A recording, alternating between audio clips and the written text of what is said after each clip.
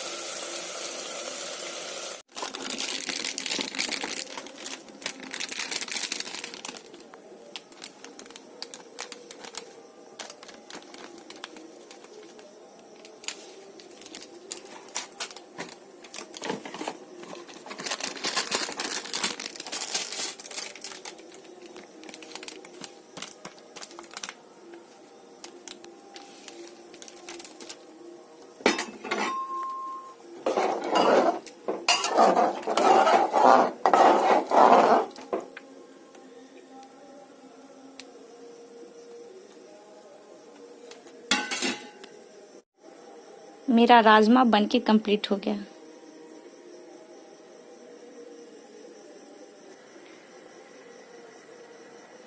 राजमा तो कंप्लीट हो गया, अब चावल बनना बाकी है।